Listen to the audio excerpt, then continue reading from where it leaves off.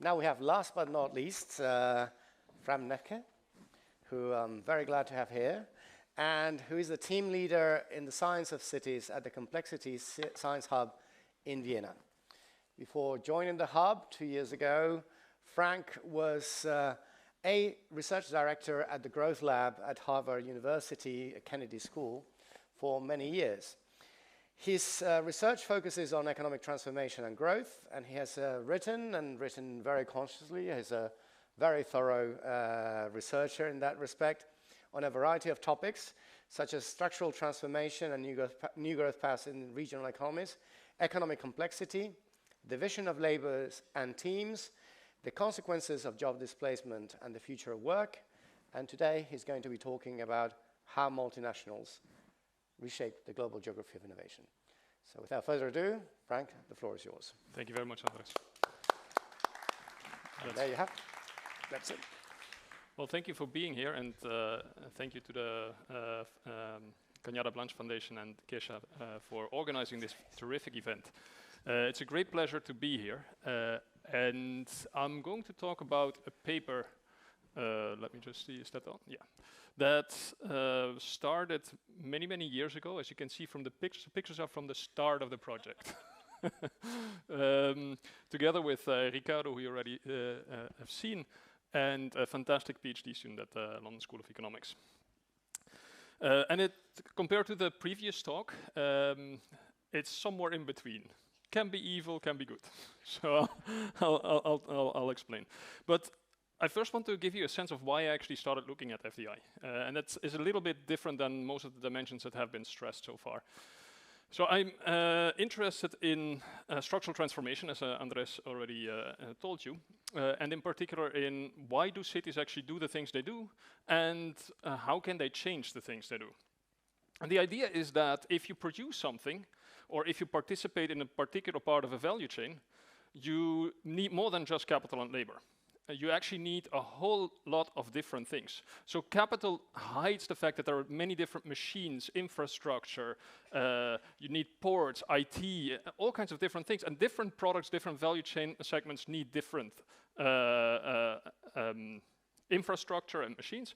And they especially also need different labor. So if you think of the human capital that goes into a car, it's very different from the one that goes into a bank.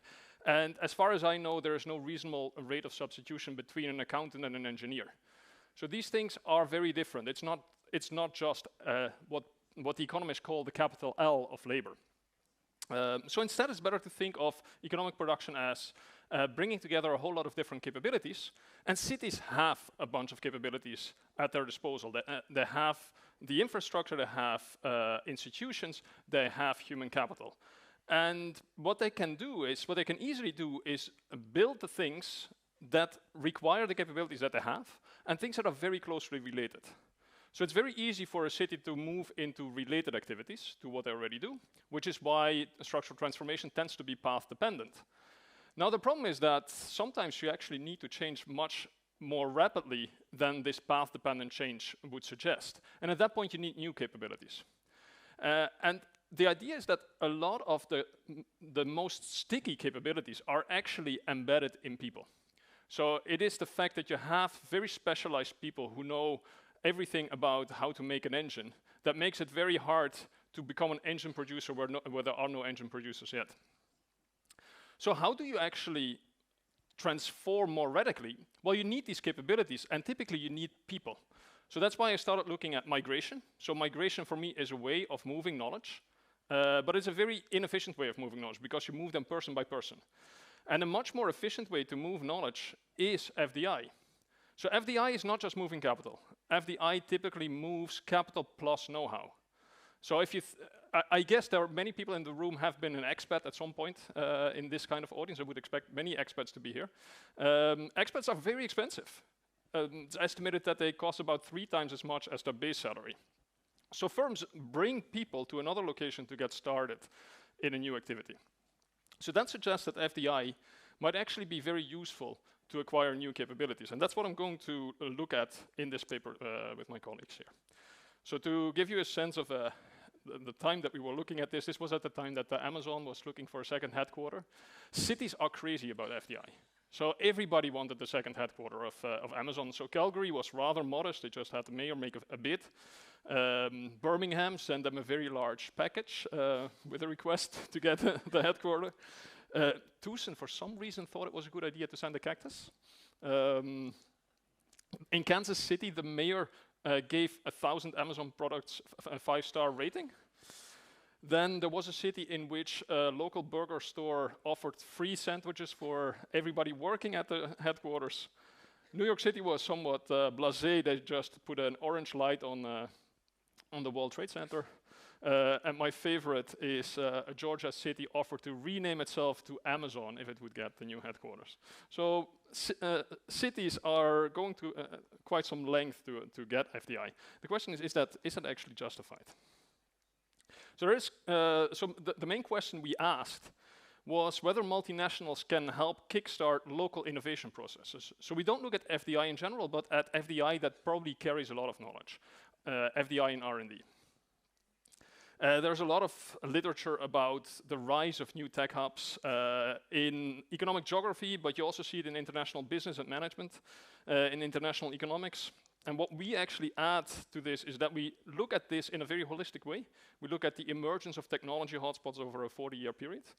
And we try to balance a little bit the generalizability against how certain are we that we are talking about causal effects. It's a bit of a technicality in the paper, but if I have time, I'll discuss it. And a very important aspect here is the role of firm strategy. So what I liked about the talk so far is that all of these aspects have been discussed. So the importance of the region, but also how do firms actually think about investing, about doing M&As and so on. That turns out to be crucial. So let me give you first a couple of stylized facts about the global geography of innovation. So this is called the Lorentz curve. So the way you build that is that here I took all regions of the world and I looked at income, the income that they have. You sort the regions by their GDP per capita, and then on the y-axis you take the share of you report the share of income that a cumulative number of regions along the x-axis actually account for. So for instance, regions that accounted for 20% of the population, they accounted for just, what is that, maybe 5% of global GDP. On the other end, it's also very striking, like 10% of the richest regions accounted for 40% of GDP. So people living in these rich regions, these regions were actually, in these 10% regions, these regions were actually accounting for 40% of the global income. Okay, so this is something that we're worried about, and this is getting worse over time. But if you compare that to invention or innovation, these are the curves of patents filed. You see that the skew is much more extreme.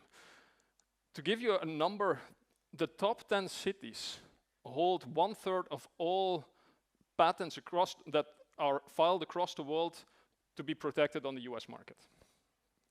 So being a technology hotspot is a very rare event. There are very few of them. And they are when you're a hotspot, you're very important. Another thing that is striking is that there's very little mobility in this. So this graph shows you on the horizontal axis the number of patents. Each dot here is a city or a region. So the number of patents that city accounted for between 1975 and 1993, and on the vertical axis is in the period 1994 to 2000. So as long as you're on the 45-degree line, you didn't move up the ranks or didn't fall down the ranks. And that's true for most of the regions in the world. But there is this exception here. There are a bunch of regions that managed to jump ahead in the innovation ranks.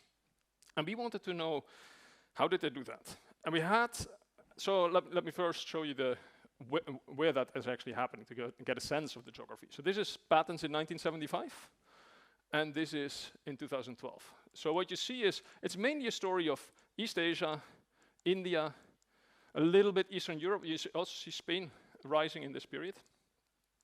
But it's mainly an Asian story. And I'll talk you through an example of, in India, Karnataka, where the city of Bangalore is placed. So what you see in Bangalore nowadays, it's an IT hotspot. But if you would have looked in the 1980s, and looked at the patents in IT that came out of Bangalore, there was nothing. There was nothing that was protected on the US market. You see, there is, until 1990, there's just one patent. And that's not a patent by an Indian firm. That's actually a patent by Hewlett-Packard, filed by an inventor who lived in Bangalore. And we thought, well, and then afterwards you see that it takes off.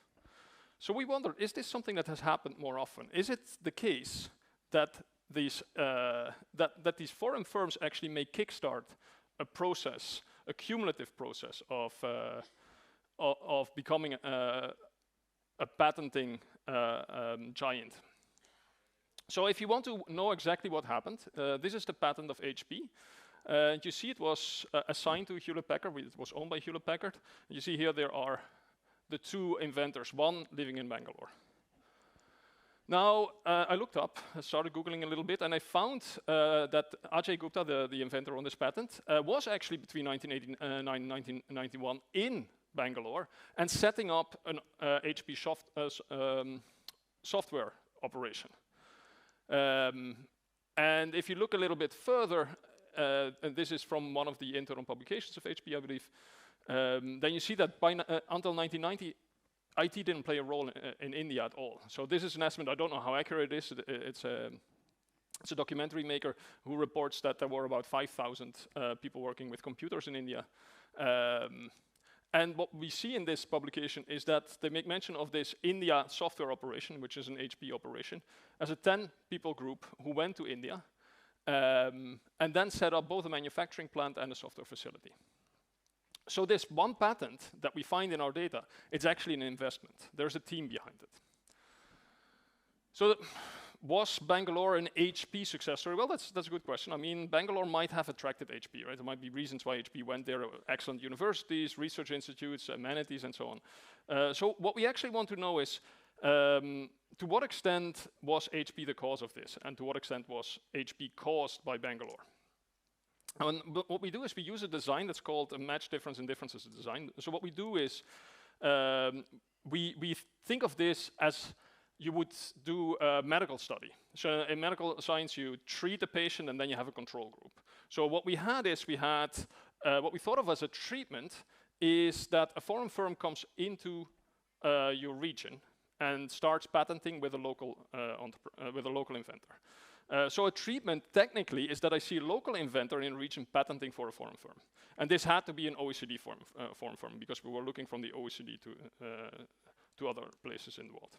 So we collect these treatments between 1985 and 2007, and that means that we can look at regions that never had a treatment before. So we look at the first firm coming in.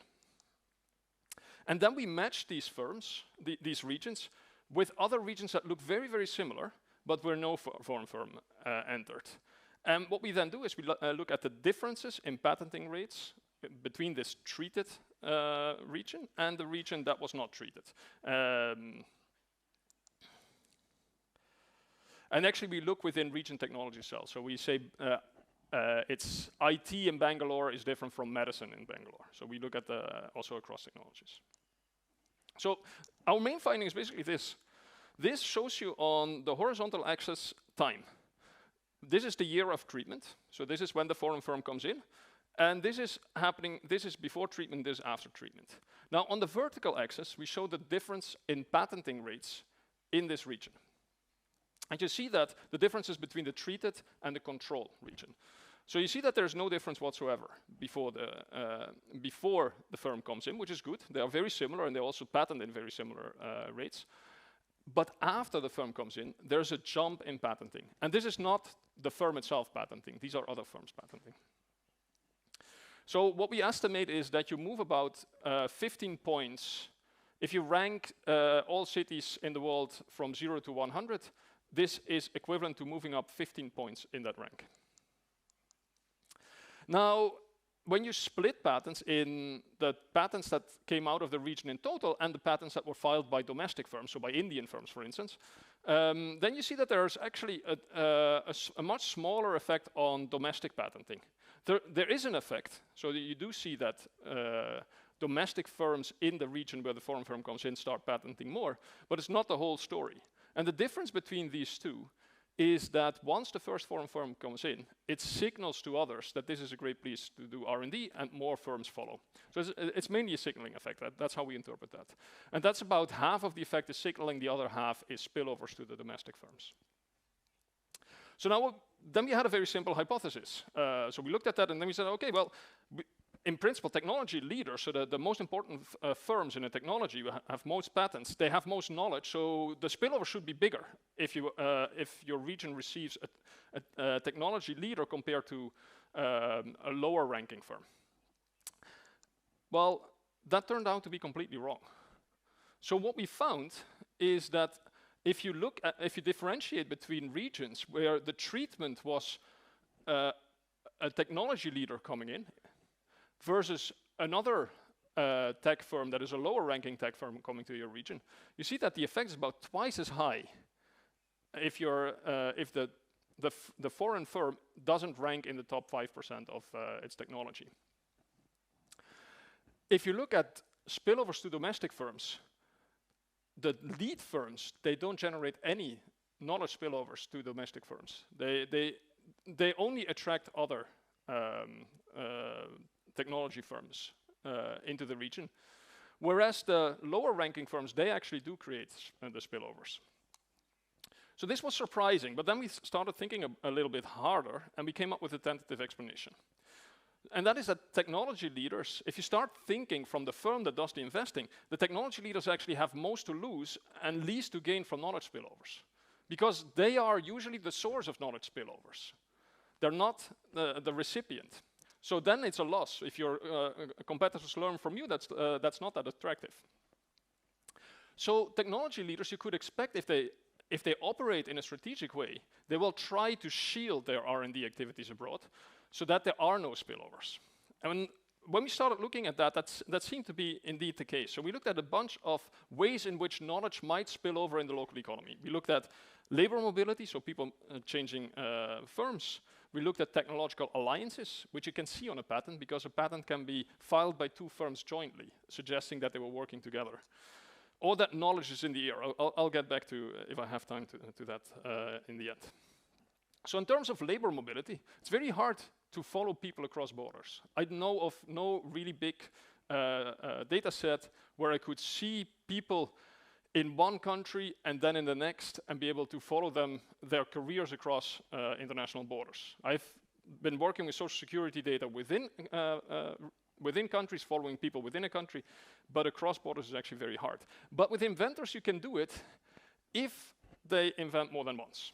Because if they invent in two different regions, you can see that they move. Or if they invent for one firm and then for the next, you can see that they moved. So when you look at how inventors actually are hired by a foreign firm, then you see that these foreign firms that go to other locations, they are more likely to bring their inventors from the headquarter location. So they bring more, they use their internal resources more when they go abroad.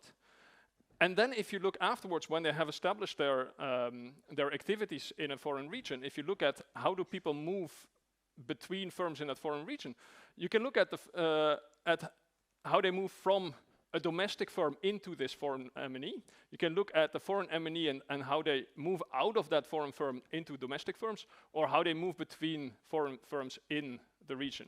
And on all of these accounts, the technology leaders are much less likely to source locally or engage locally than the lower ranking firms are.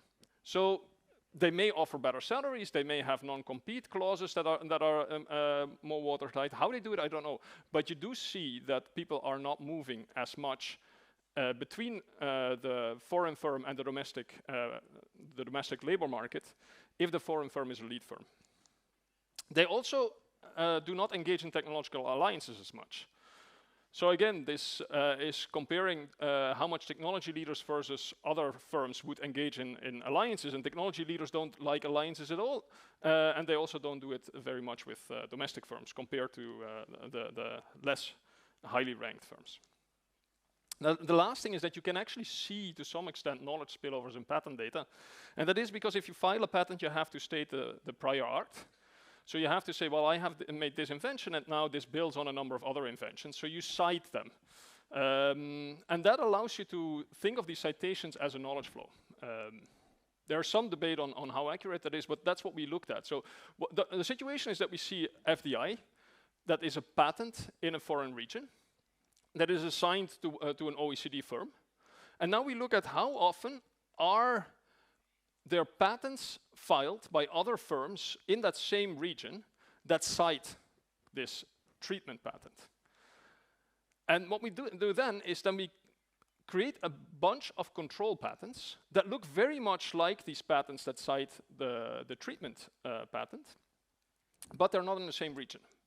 And then we ask how often do they cite the treatment patent. So they're very similar technologies, very similar age, and so on. Now, the result of this exercise is that you see that the patents of technology leaders are more cited in the treated cells than in the control cells, but the ratio is about a factor 2. Whereas if I calculate the same ratio for the other firms, it's about 5. So the knowledge spillovers seem to be much larger in the local economy if the treatment firm, the foreign firm that comes in, is not a technology leader. So one way in which we actually figured out that foreign firms tend to achieve that is that they don't go to the same type of region. So the technology leaders, they tend to invest in regions that are poorer, that are less educated, have less patenting, and fewer research institutes than lower ranking firms. So they try to avoid being close to other firms that might understand what they're doing.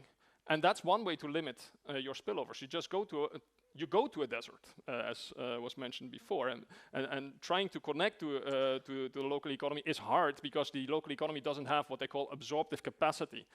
There are many other ways in which they would do it, but this one was the only one that we could really pin down. So that actually brings me to the main conclusions of this work. First of all, yes, foreign research activities, they do create spillovers. Actually, it's substantial. They help you move up these ranks by 15 points on a 100-point scale. So that's huge, especially given how hard it is to move up these ranks, how sticky those ranks were, as I showed in the beginning. And it seems that there are two mechanisms through which that operates. One is that once a foreign firm comes in, domestic firms start patenting more, so there might be a learning effect going on. And you attract new M&Es to that same region, which we interpreted as a signaling effect. But if you look more carefully and distinguish between technology leaders and other firms, then you actually see that these technology leaders, they work very hard to limit spillovers. So what they actually try to maximize is not spillovers, they try to maximize net spillovers. So the spillovers that arrive in the firm from other firms, and minus the spillovers that they send to other firms.